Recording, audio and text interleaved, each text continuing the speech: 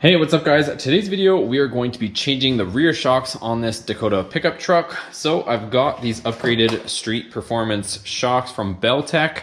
Thanks to Jason, he hooked us up with these two shocks. So we're gonna go ahead and replace them. It looks like I still have the factory shocks in the rear. If you guys haven't seen my video on the front shocks, I will link it above and in the description. You guys can check that video out if you're looking for front shock replacement. Today's video, rear shock replacement. I will show you guys one thing. I am going to be doing these drop brackets. So my truck is lowered and I have these drop brackets that we're going to be installing. Only thing is they sent the wrong hardware with the kit. So these bolts are not long enough because I need bolts to go all the way through, and I also need ones to go through there, but we'll do this in another video. Okay, so we got the truck up in the air and you guys can hopefully see with all this light. So here's my original two shocks. They might look kind of new, but we painted everything nice and fresh down here. So it's a 15 and an 18 on both sides. So we'll remove those two. We're gonna do one at a time and we'll get it off. I brought my power tools since John doesn't have any.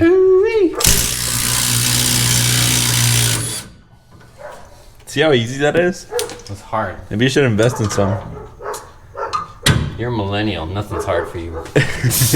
Exactly. Nothing is hard. Hey, it might still be good. That's the length it's supposed to be when you don't slam the truck.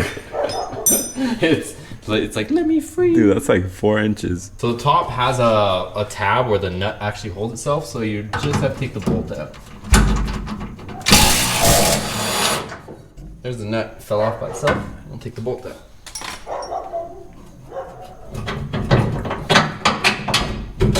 Ta-da! Wow. Dude, that thing's huge. Okay guys, so this is the original shock. Look how easy I can push it in. Like, it's got like barely any damping to it. And here's the new Beltec ones. And it's probably gonna pop off, but you get the idea.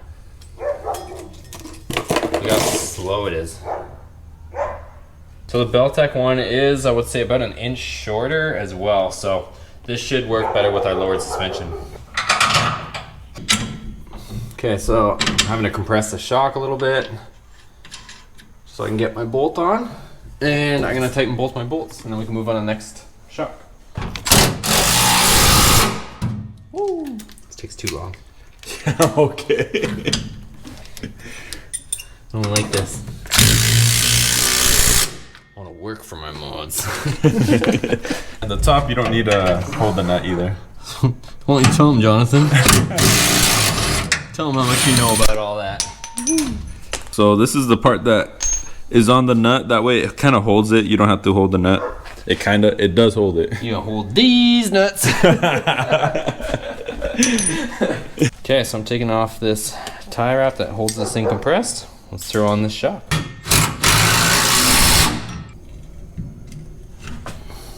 Make sure you have some muscle.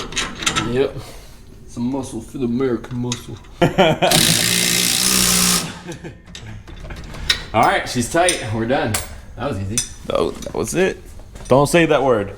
Don't say that word around the truck. I know this truck. Shh. Truck. Don't never say that word. For once. Look at this shock. Completely gone. You know what that reminds me of? The pogo sticks. Remember? I don't know if you ever used them as a kid. Paint them silver, put them back in the box. Ready? Facebook Marketplace. They'll be up for sale in a couple hours. Brand new, refurbished. Yeah, refurbished. Just a coat of paint.